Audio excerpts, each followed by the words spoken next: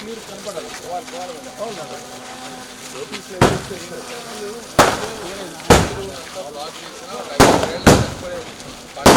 అన్ని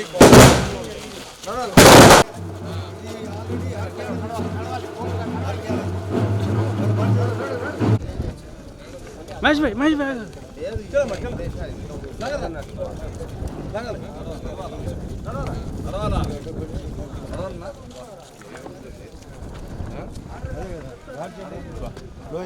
ఇదే సార్ ఇది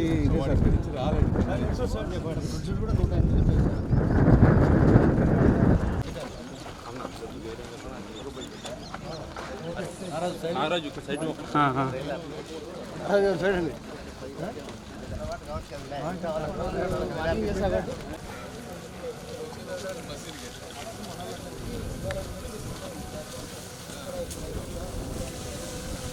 వాటర్ తెచ్చిందని మీకు అక్కడ చూపించేటువంటి అక్కడి నుంచి లోపల వచ్చింది వాటర్. మళ్ళీ మనుషులు అక్కడికి వస్తారని ఆ కాలం గడపలు వేసారు.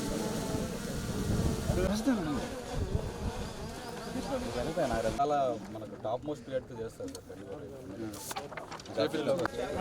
పైన డబ్ చేశారు.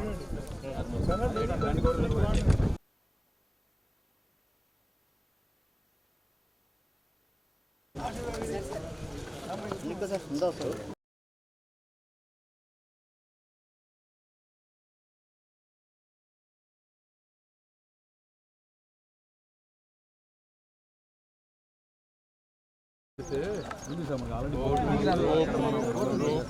ఉంది సార్. మనం ఇక్కడ జిప్ లైనర్ ఉంది సార్.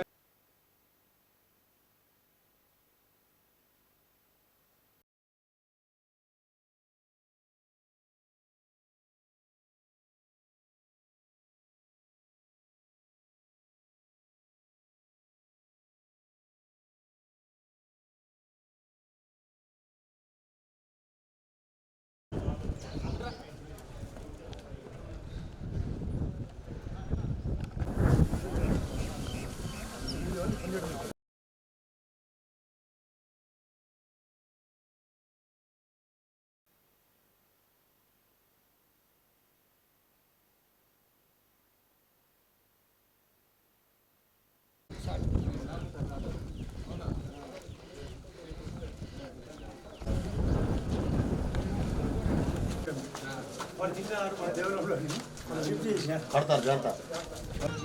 కెరజీన్లో నుంచి జమ్మాయి కడిగి వస్తారు సార్. జమ్మాయిలో నుంచి దీంట్లోకి వస్తారు న్యాచురల్గా. వాళ్ళు చూడు ఎంత ఐడియా అండర్ జైలు కూడా ఉంది. అండర్ జైలు కూడా ఉంది. అంటే లోపల చూసే అదే ఆయన వాడు గైడ్.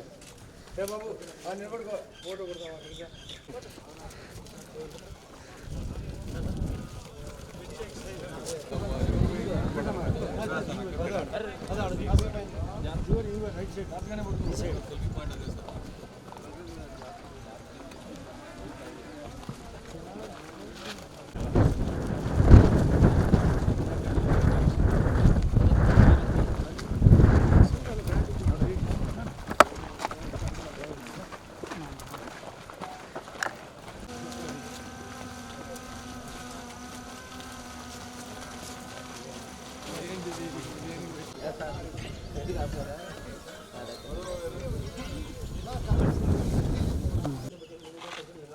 అలా కొంచెం వెనక్కి రా, చేతులు దించండి కొంచెం.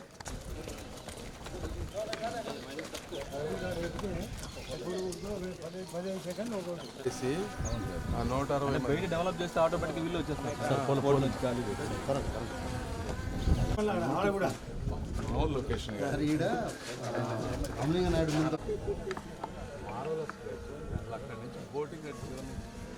మీకు గడ్డికోట చెప్పాలి కదా, ఆ లోయలో గడ్డికోటనా?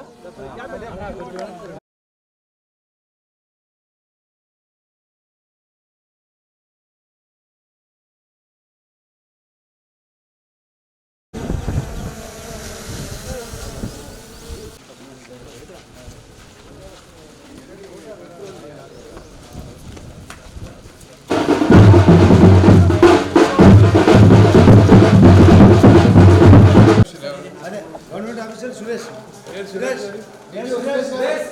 గారిని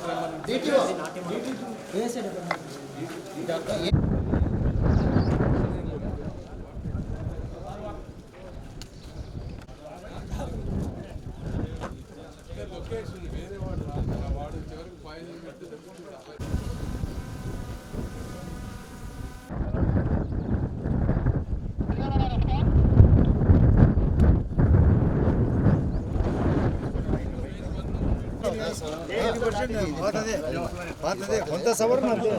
ఇవన్నీ పాతదే కదా. పత్రికేయులందరికీ ధన్యవాదాలు.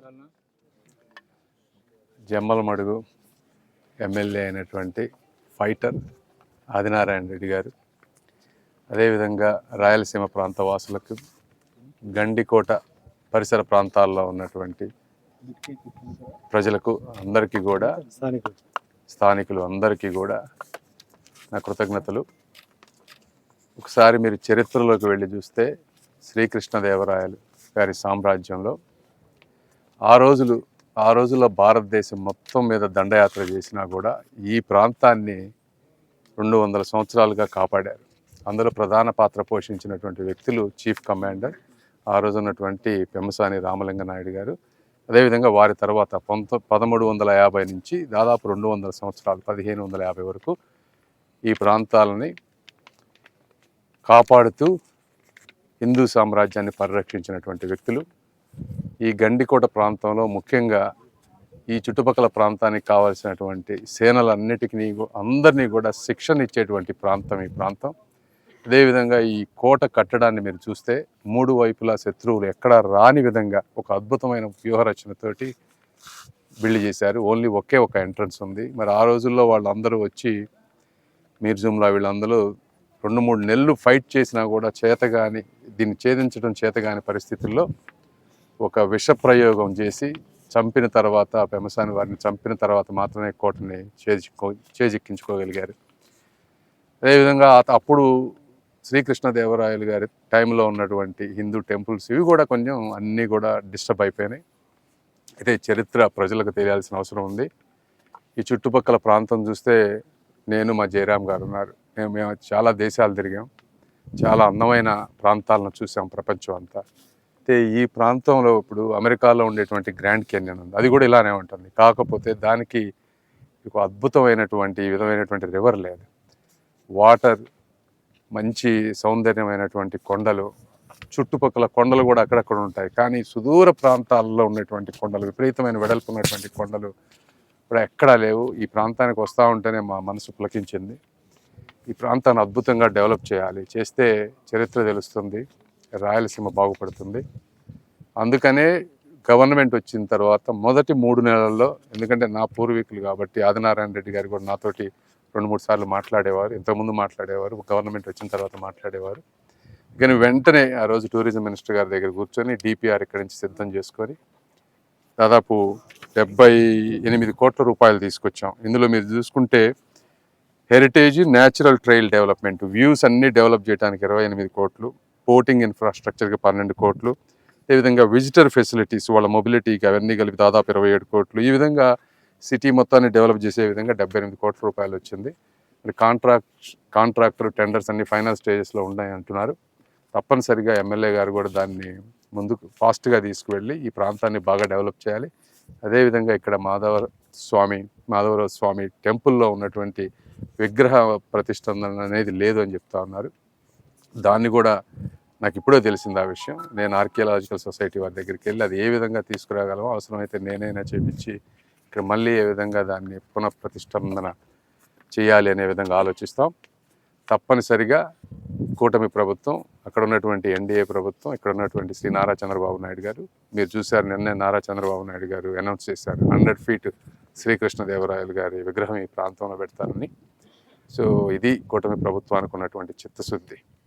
కాబట్టి ప్రజలందరూ కూడా అర్థం చేసుకోవాలి. గత 5 సంవత్సరాల్లో జగన్మోహన్ రెడ్డి గారు ఉన్నారు, మరి ఏం చేశారు ఈ ప్రాంతానికి? కనీసం ఒకటంటే ఒకటన్నా చేశారా అనేది కూడా మీరు అందరూ ఆలోచించాలి. ఈ ప్రాంతం మీద అభివృద్ధి అంటే అన్ని సాఫ్ట్వేర్ ఉద్యోగాలు ఉండవు, ఒక టూరిజం డెవలప్ అవ్వాలి. ఇట్లా రకరకాల వచ్చినప్పుడు అన్ని వర్గాల ప్రజలకి ఉపాధి దొరుకుతుంది. ఉపాధి దొరికినప్పుడు సమాజం ముందుకు వెళ్తుంది. రాయలసీమ ప్రజలందరూ అర్థం చేసుకొని దీన్ని గుర్తుపెట్టుకుంటారని మనస్ఫూర్తిగా కోరుకుంటా ఉన్నాను. Thank you.